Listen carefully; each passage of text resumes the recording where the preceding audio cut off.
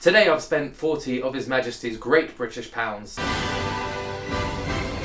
or about 50 US dollars, on this ELSA AliExpress graphics card, which claims to be an RX 580. You sure about that? But before we get to that, I'm Tom, this is my table, and let's get to unboxing this. Questionable spelling and sentence structure. But now for the actual reveal. Have we got a graphics card under this bit of foam? Oh, it does look like we do. Although not in an anti-static bag, in some bubble wrap. And here it is, the ELSA RX 580 graphics card.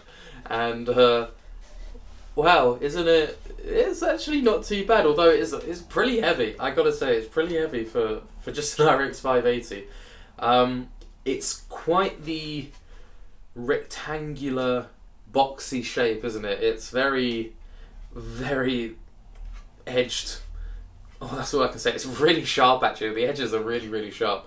But I mean, just looking at it straight up, it looks fairly nice. I mean, in an all-white build, this would actually look pretty good.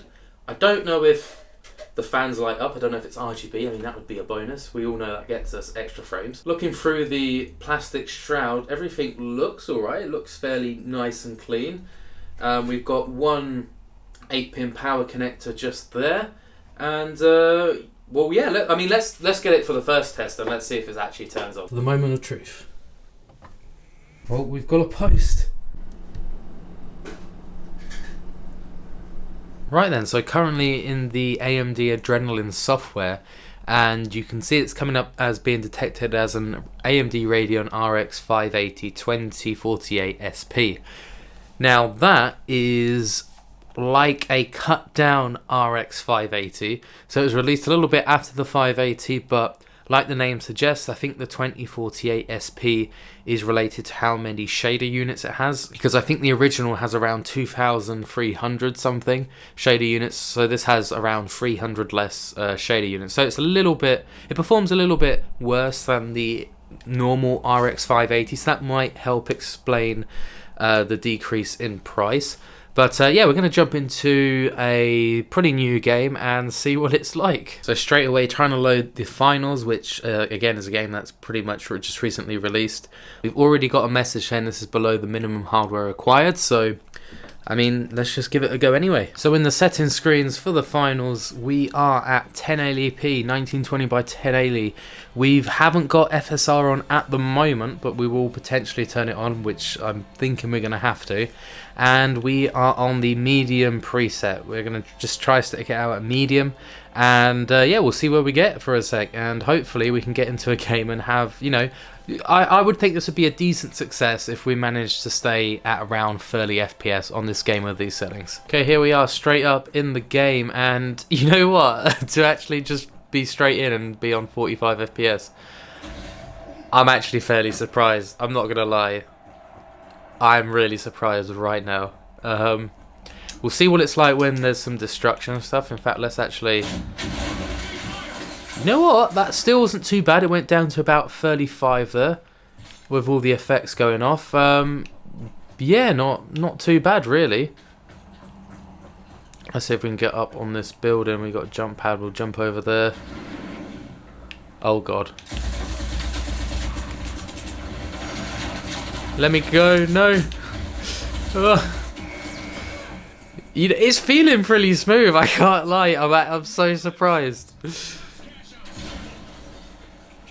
I'm not even feeling the need for FSR. I don't really want to add the input lag to it, but yeah, it's quite playable.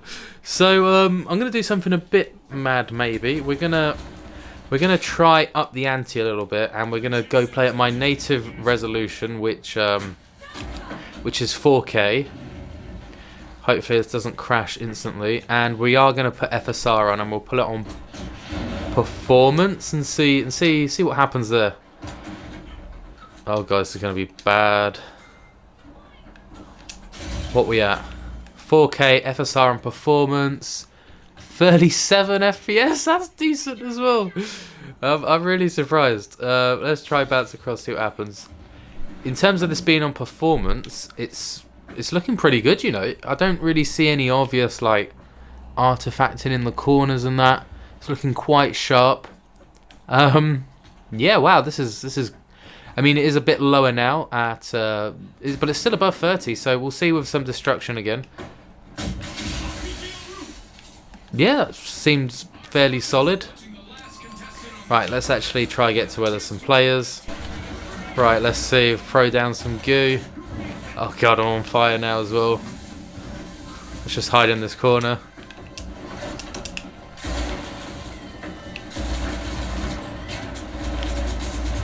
Ah, unlucky. Okay, well, I mean, yeah, even in all this chaos, we're sitting in the mid-30s, just above 30, and I know it's not ideal, but it's more than playable. There's no real stutter. I don't feel any stutter at all. So, yeah, consider me more than impressed. Now that the performance on the finals actually has blown me away, let's get into the other benchmarks.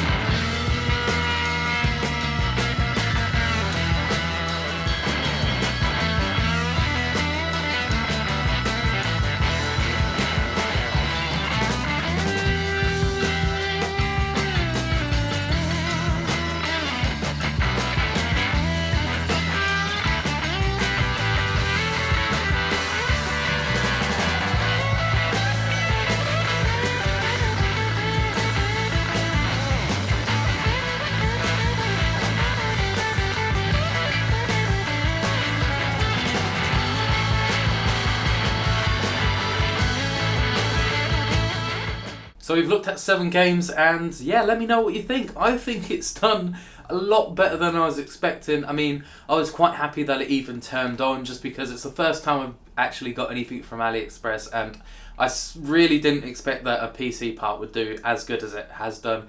And also the RX 580 2048 SP is, yeah, still a pretty decent card. The only game I had a bit of a problem with was Starfield. So apart from the 1% low and the 0.1% lows being like a 2 FPS, that's because of the loading screens, just because, yeah, there's loading screens pretty much everywhere, so that's what drops those. It's the only game I had consistent crashes on. So I was going from this moon base, I was getting onto my ship, and then I was landing at Aquila Cili. And when I was getting into the main sort of tavern place, I was getting a crash when I was going upstairs. But that's only if I came through the main door. If I went round the back and went upstairs, it was fine. So I don't know why that was randomly crashing at one point, but that's just something to let you know. And then Lethal Company was just played on the absolute default setting because you cannot change any settings. So I believe it was probably at my monitor's resolution of 4K.